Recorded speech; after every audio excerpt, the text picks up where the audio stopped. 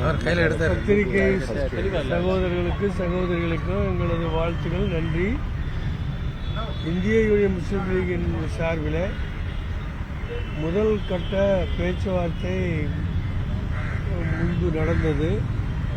அதனைத் தொடர்ந்து இன்றைய தினம் 2வது கட்ட பேச்சுவார்த்தைக்கு எங்களை அழைத்திருந்தார்கள்.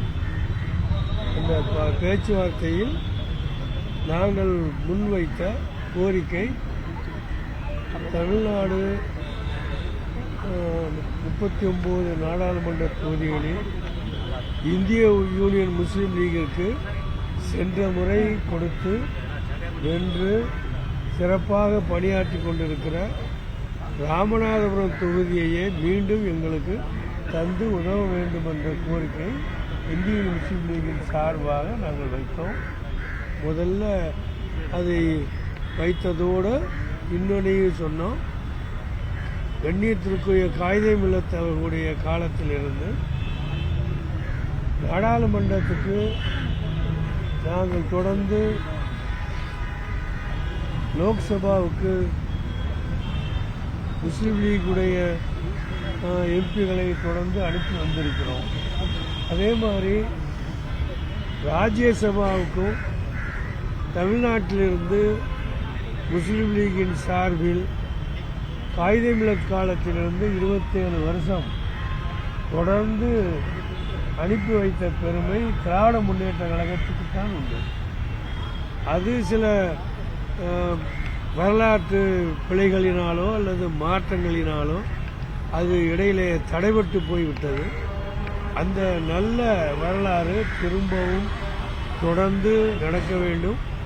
அந்த நல்ல வரலாறு தொடர்ந்து நடப்பதோடு இனி வருங்காலம் முழுவதிலும் அப்படிப்பட்ட வரலாறு நீடிக்குமாறு திராவிட முன்னேற்ற கழகம் இந்திய முஸ்லீம் லீகிற்காக வேண்டி ஒரு ராஜ்யசபா சீட்டையும் ஒதுக்கி தந்தால் மேன்மையாக இருக்கும் என்று அன்போடு நாங்கள் கேட்டுக்கொண்டோம்.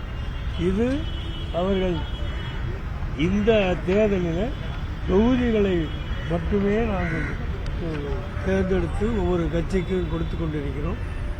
ராஜ்யசபா பற்றி இப்பொழுது எந்த ஒரு கட்சிக்கும் நாங்கள் எந்த முடிவும் இன்னும் சொல்லவில்லை. ஆக இது முடிந்த பிறகு அதை பற்றி நிச்சயமாக நாங்கள் யோசிப்போம். உரிய நடவடிக்கை எடுத்து உங்களுக்கு ஆக வேண்டியது எதுவோ அதை நாங்கள் செய்ய தயாராக இருக்கிறோம் என்று எங்களுக்கு உறுதிமொழி அளித்திருக்கிறாங்க.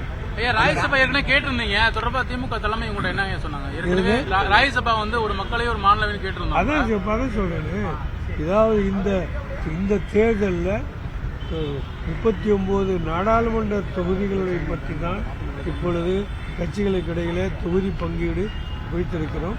ராஜ்யசபா பற்றி இந்த தொகுதி பங்கீட்டில் எந்த முடிவும் நாங்கள் எடுக்கவில்லை. எந்த கட்சியோடும் எந்த தொடர்பும் கொள்ளவில்லை. மீண்டும் வேட்பாளர் நவாஸ்கனி தானா வேட்பாளர்? நீ கேட்ட கேள்விக்கு சொல்றேன். ராஜ்யசபா பத்தி இப்ப எந்த முடிவும் எடுக்கவில்லை என்று சொல்லி ராமநாதபுரத்தை மீண்டும் வாங்கிருக்கீங்க.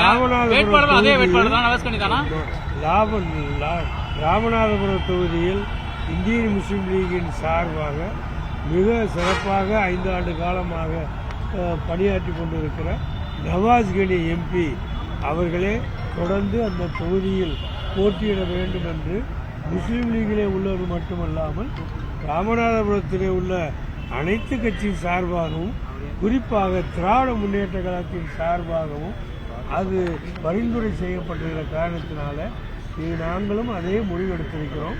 அந்த முடிவு எங்கள் அரசியல் மேல்மட்ட குழுவில் எடுக்கப்பட்டிருக்கிற முடிவு.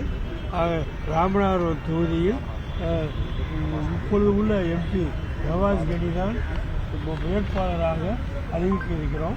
இதனை விரைவில் திருச்சியில் எங்கள் பொதுக்குழுவை கூட்டி அதிலே முறைப்படி நாங்கள் அறிவிப்போம்.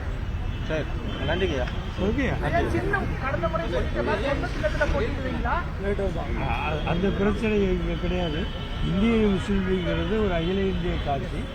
ஆக எங்களுக்குள்ள அந்த ஏணி சின்னத்தில் தான் நாங்கள் போட்டியிடுவோம். அதை பற்றி பிரச்சனை இப்போ எங்களுக்குள்ள சின்னத்தில் நாங்கள் போட்டியிடுவோம். அது வந்து பிரச்சனை. அதை பற்றி பேசும்போது பாலு அவர்கள் மிக தெளிவாக சொல்லிவிட்டார்கள். இது அகில இந்திய கட்சி, அதற்கு நம்ம ஊழல் சொல்ல முடியாது. ஓகே, ஐயா சின்னம் ஏணி சின்னம் தானே? ஏணி சின்னம். ஏணி சின்னத்தில் தான் நவாஸ்கனி எம்பி மீண்டும் ராமநாதபுரம் தொகுதியில் போட்டியிட்டு வெற்றி பெறுவார் உங்களுடைய ஆசையோடு. சார், திமுக சார்பா வந்து ராஜ்யசபாக்கு வந்து தேர்ந்தெடுக்க போகும்போது உங்களுக்கு ஏதாவது உறுதி அளிச்சிருக்காங்களா? அந்த நேரத்தில் வந்து உங்களுக்கு ஏதாவது தரம் சொல்லி உறுதி அளிச்சிருக்காங்களா? நாங்கள் கேட்டது எதையுமே அவங்க மறுத்தது இல்லையா ஐயா.